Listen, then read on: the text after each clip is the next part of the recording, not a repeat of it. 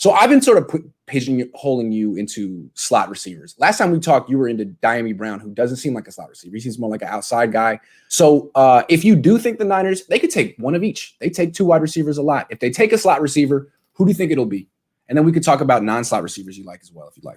Obviously, it depends on, how the board falls. Like, there's some people, I saw some people in the comments like, we need a cornerback. And my thing is, like, I agree. I think you definitely want to prioritize corner. I also think that receiver is probably as big of a need as well. So obviously it just depends on where that board falls. If we're talking about second round, I'm hoping that I can get a guy that is just more versatile, because second round, that's kind of a high value pick still. That's somebody that you're planning on coming in and really being a guy. Right? Yeah. Like there's a lot of value in that pick. So I would go more with a Terrace Marshall, where I'm like, dude, this dude's legit. He wins and he gives me everything, and he adds something we don't have on the roster at all, on top of being able to give us some of the other things. So that's probably the first person I would go to. If not him, I really love Damiere Brown. Yeah. I think Damiere Brown, the best is yet to come. He was a guy that's kind of pigeonholed into that UNC offense where they just run 3 routes: go route, stop route, out route. Same thing that they gave with DK Metcalf. Occasional in-breaking route, slant maybe here and there. But he shows a lot of twitch, suddenness. He has a lot of craftiness, understands leverage, all of that. Like, I feel like once he gets to the NFL, if a team is like, you know what, you got a lot to you, let's start moving this dude around. Let's play him outside. Let's motion him down, tight split, stacks, different things like that. Free him up in space. I'm pretty sure Damiere Brown will like it too. Like, damn, I don't just have to win on go routes all day. Now I get to actually use my athleticism and show that I can do more. So he's a guy that's extremely intriguing as well, that if he's there second round, I might prioritize, getting somebody like him. We've been talking for years about like the sweet spot in the draft to take a wide receiver. We like years. And I always look at the Steelers because they're very like consistent with their approach. Like, we're going to take you between 50 and 75 every year, and we're going to bat like 750. It's going to work out most of the time, and it does. And the Niners are real close to that sweet spot. At 43, they could take a guy there. They could trade down. It seems like it's tough to find a really good receiver after like the 75th pick in the draft. It's a premium position. It's hard. You can do it. So what I'm asking is, where do you think the Niners ideally should take a wide receiver in this draft? I'd say third round. Like, if in the perfect world, if there's somebody there, third round, because one thing that, has really like kind of been a big thing lately, receivers are coming in and they're able to be more productive than ever before. Out the gate as rookies. We're seeing that even with the 49ers. I know people might look at Trent Taylor and he ain't on the team anymore, but have 40-something catches as a rookie. You had Dante Pettis. He had like 500 yards as a rookie. So you've been able to get production out of rookies. And then obviously Deebo Samuel, very productive as a rookie. Ayuk, very productive as a rookie. Lots of teams do it.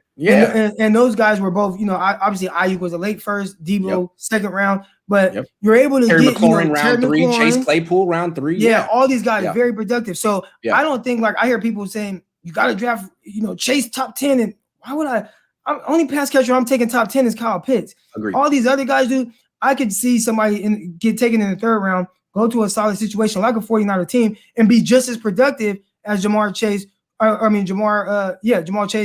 you took in the top 10. So, because that guy could be with a better wide quarterback than Jamar Chase, and that's such a big deal. Right. I would say I really like, like third round, being that sweet spot, getting a guy, maybe even fourth round. There's a guy at Arkansas State, Jonathan Adams. He reminds me a lot of Brian Edwards, who I was really high on last year. But, he's a 6'3" guy. He didn't test extremely well, but if you watch him on film, has nice, good quickness, twitchiness, does a good job setting up routes, can line up outside. He mostly lined up outside, but he can play inside, wins vertically. We talk about playing big at the catch point, being like a red zone threat because you're missing Kendrick Bourne. I think he gives you that and more. So he's a guy, if you guys ever want to see him, I've watched the film and seen some plays and some stuff on Twitter. Go watch some Jonathan Adams highlights and visualize what he could bring to the 49ers team. And I think he's a guy that's going to be there 4th or 5th round.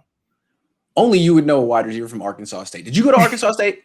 No, I went to University of Arkansas, Monticello. Okay. Are you close to Arkansas State? Yeah, I'm not far from Arkansas State. Okay, so he's in your backyard. That's cool. Yeah. So if they take a wide receiver before that, let's say they trade up in round 3 to pick 75, somewhere around there. Damiere Brown, that's your guy? Yeah, Yep. I like Damiere Brown a lot. Can you Like, play both inside and outside? Give me a little refresher on what his skill set is.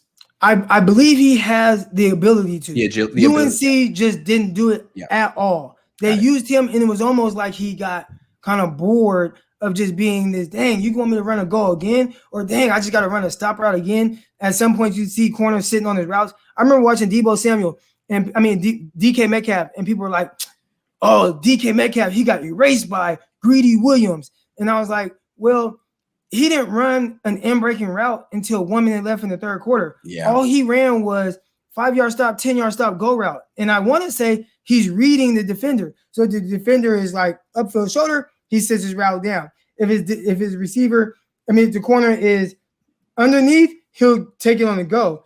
And he's kind of reading that. So if you're greedy and you know that, it's like, well, I'm at LSU. They coach us up very well. I know what you're doing. You ain't doing nothing different. I'm just as fast as you. So I'm just going to challenge you. And now everything's going to be contested because you're not doing a lot. Well, that was kind of Damiere Brown, where he was still winning vertically and a lot and being consistent with it.